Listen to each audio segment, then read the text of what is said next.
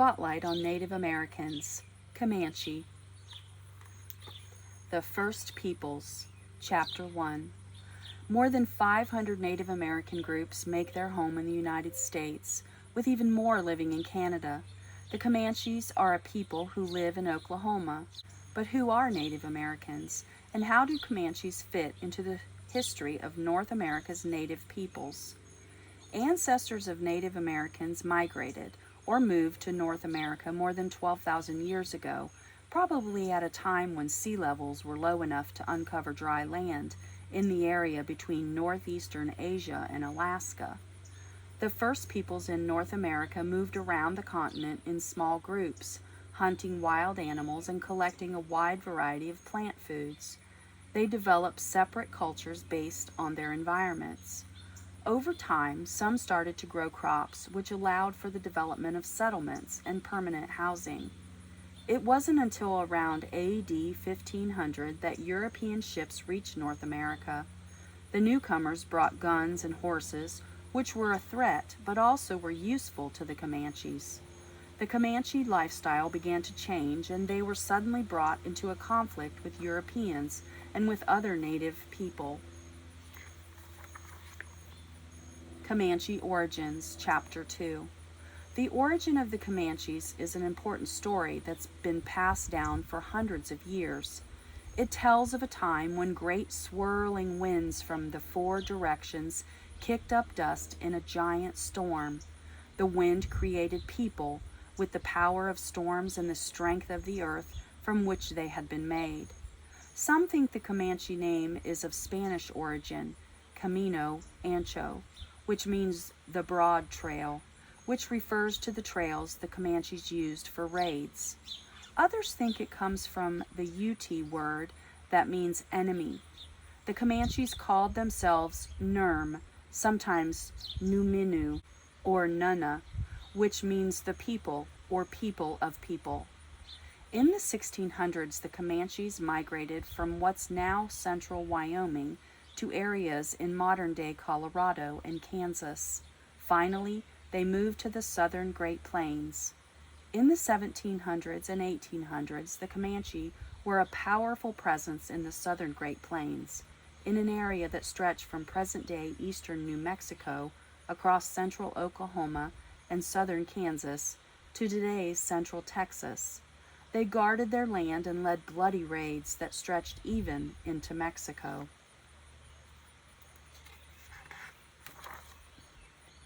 Comanches on the Move, Chapter 3.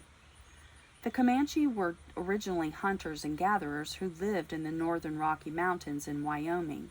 They hunted elk and deer on foot. However, when the Europeans brought horses in the late 1600s, the Comanche lifestyle changed. On horseback, the Comanche became great bison hunters who were able to follow and attack large herds. This change began the Comanche migration south as they followed bison herds. By the early 1700s, the Spanish began encountering Comanche in what is now southeastern Colorado. The Comanche migration alarmed the Spanish because it threatened to upset Native American relations in New Mexico. The Spanish had made friends with the Plains Apaches, but they were in danger of being driven off the southern Great Plains by the arrival of the Comanche.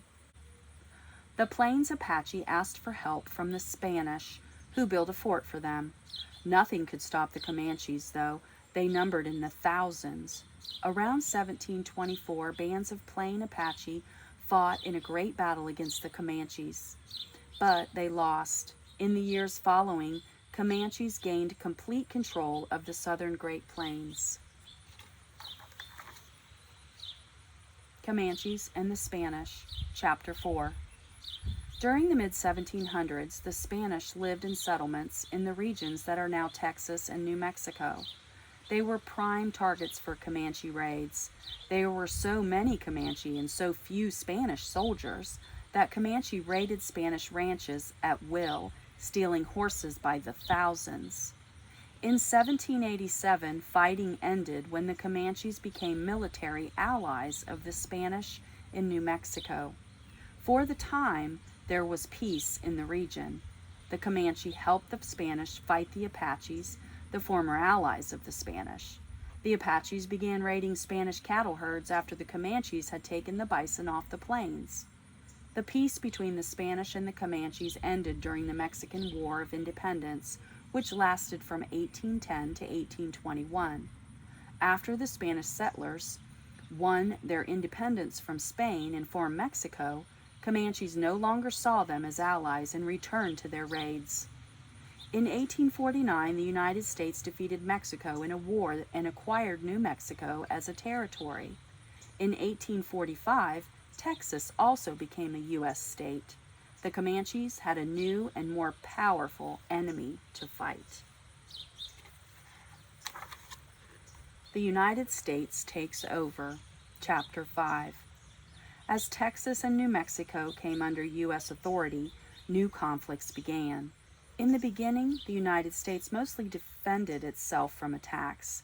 The U.S. Army built a line of forts across the Texas frontier. However, that didn't stop the Comanches from traveling around the region. After the American Civil War, the U.S. Army became more aggressive. Large armies defeated some Comanche bands. The Comanches were forced to move to a reservation under the Medicine Lodge Treaty, 1867. Under the treaty, the U.S. government promised to provide Comanches with food, but the United States didn't hold up that part of the deal. Many Comanches returned to the plains.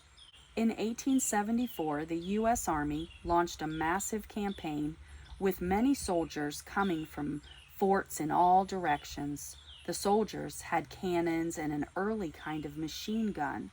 The Comanches were forced to flee their villages, which the soldiers then burned. That winter, when the Comanches were starving and freezing, they had no choice but to surrender.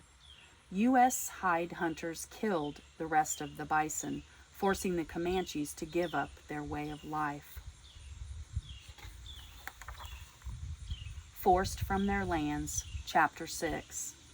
The Comanches, who had once ridden freely across the Great Plains, found themselves stuck in present-day southeastern Oklahoma. Their reservation was located near the dry, rocky Wichita Mountains on land that wasn't suitable for farming. The United States forced them to become farmers anyway. Comanche children were taken to schools far away to break them of their customs and traditions.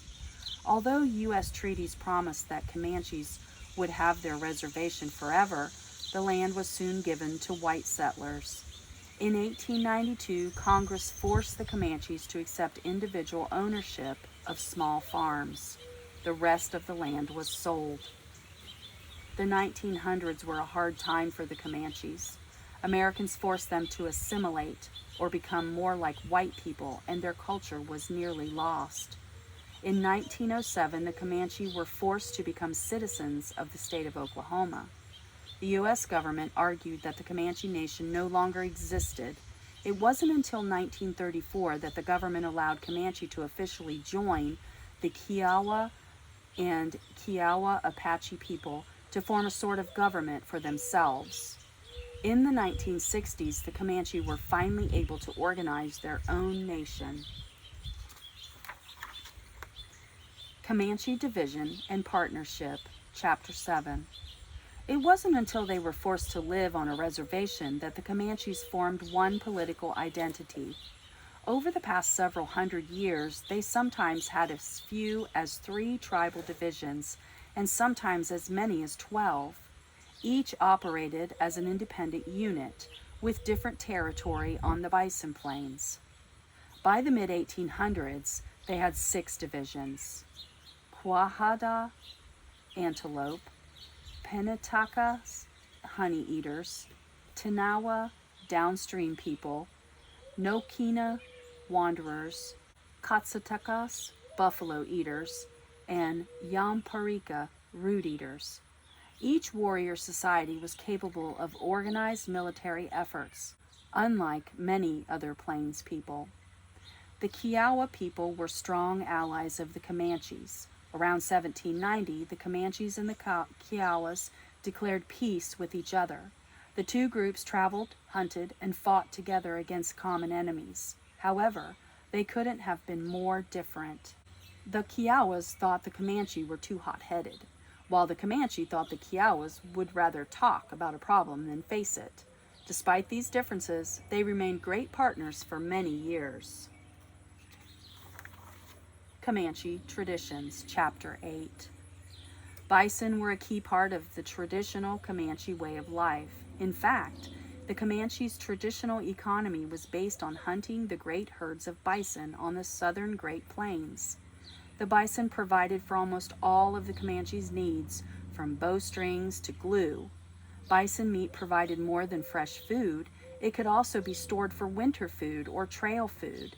Comanche cut the meat into thin strips, salted it, and hung it in the sun to make dried meat that would last a long time. Comanche used bison skin or hides to make clothing and warm winter blankets. They also used it to make teepees, or homes they could move from place to place. Bison meat and hides gave the Comanche valuable items for trade, especially with the Spanish and the Pueblo Indians of New Mexico. The Comanches also traded horses. They had a seemingly endless supply of horses from their raids to sell to native groups farther north, all the way to Canada. From the mid-1700s to the mid-1800s, Comanches may have been the wealthiest and most powerful Native American group around. Comanche Creations, Chapter 9. The Comanche weren't focused only on hunting and raiding, however. They also created beautiful works of art. Comanche were skilled at making parfleches, which are finely crafted containers made of tanned elk hide, colored with natural dyes and decorated with beadwork and porcupine quills. Many parfleches are masterpieces. The Comanche also created clothing using deer and elk hides. Their shirts, dresses, and moccasins were finely crafted and beautifully decorated. Comanches took great pride in their appearance. Many of the historic craft items in museums and private collections were stolen from families during the period when Comanches were forced to accept reservation life. Soldiers, Native American agents, and settlers stole items. Traditional clothing was taken from Comanche children when they were forced to attend boarding schools. Many of those items ended up in museums. The Comanche also created games. One traditional example is a dice game, made with dice carved from pieces of bone. One of their favorite games was called hand game, which involved teams of players hiding a small object from each other. Comanche's Belief, Chapter 10. The Comanche are a very spiritual people, and their beliefs affect their everyday lives. Traditional Comanches believe in an afterlife and worship the Great Spirit. They seek visions to help guide them in life. Medicine men were very important figures in Comanche culture. They treated illnesses, interpreted dreams, and guided the nation in times of crisis. However, in 1874, a young Comanche medicine man, Isate, told people that if the Comanche held a sun dance, they would be safe from the bullets of the American hide hunters. The Comanche performed the dance and then attacked a group of hide hunters at Adobe Walls, Texas. Several Comanche were shot. After this, Comanche medicine men lost much of their influence with their peoples. Many Native American peoples have stories that connect them to their past and to nature. One Comanche story tells of a character named Coyote that wanted to release bison from a creature called Humpback, who kept all bison caged. Coyote tricked Humpback into thinking he was a puppy Humpback's son could have as a pet. Coyote went into Humpback's dwelling and released the bison for all Native Americans to use. Comanche Nation of Oklahoma, Chapter 11. The Comanche people of today live a very different life than those of the past, but they try to keep their heritage alive. For nearly 100 years after the Medicine Lodge Treaty of 1867, the Comanches were formally joined with the Kiowa and the Kiowa Apache peoples. During much of the 1900s, they worked together in a business committee made up of representatives from each group. However, in 1963, the the Comanches organized the Comanche Nation of Oklahoma. Their headquarters is located north of the small city of Lawton, near the Wichita Mountains of southeastern Oklahoma. Today, around half of the nation's 15,000 members live in this region. The nation elects its leaders every 3 years and even has its own license plates. Ever since 1901, when the government forced Comanches to have small individual farms instead of shared land, the Comanche have been scattered throughout their former reservation. They often mixed in with the population of small towns in southwestern Oklahoma. Most children attend public schools. Some Comanche even moved away from the area to find a new life. Finding Success, Chapter 12. Today, some Comanche use their creativity to express concerns and issues shared by many Native Americans. Comanche writer Cornell Puawarty is one of the most active Native American writers trying to get Americans to stop using Native Americans as mascots for sports teams. His articles on that issue have appeared in many publications. He's currently a professor of Native American Studies at Portland State University in Oregon. Puawarty also performs traditional Comanche flute music. Comanche poet Juanita Padoponi has been an inspiration to young Comanche writers. She is a renowned poet, artist, and teacher. Comanche actor Gil Birmingham acted in the Twilight movies as the character Billy Black. Paul Chatsmith co-authored most of the most influential books about the American Indian Movement, AIM, of the late 1960s and early 1970s. His book, Like a Hurricane, describes how AIM members staged protests in the United States that brought worldwide attention to the poverty and hopelessness on many reservations. In 2001, Smith became associate curator of the Smithsonian National Museum of the American Indian in Washington, D.C. Keeping Culture Alive, Chapter 13. Though the Comanches faced persecution for many years, their culture is very much alive. In the last few decades, they've experienced a cultural revival. After over a century of intense attempts by the U.S. government to make them give up their traditional ways and blend into the larger European American culture, Comanches are now allowed to publicly embrace their traditions again. It's a huge change from their years of suffering, when most Americans assumed that both the Comanche people and their culture would disappear forever. In 1972, one of the old Comanche warrior societies, the Little Pony Society, was revived to honor returning Comanche Vietnam War veterans. In 1976, the Yam Parika division of the Comanches revived their Black Knives Society. Once made up of some of the best warriors in the nation, those societies have been inactive for nearly a century. While many Comanches are reestablishing their cultural roots, others have become part of the wider American society. The most valuable resources of the Comanche Nation is its people. They have endured enormous hardships and have survived. Today, the Comanche Nation looks to the future with hope for their continued greatness. Spotlight on Native Americans, Comanche.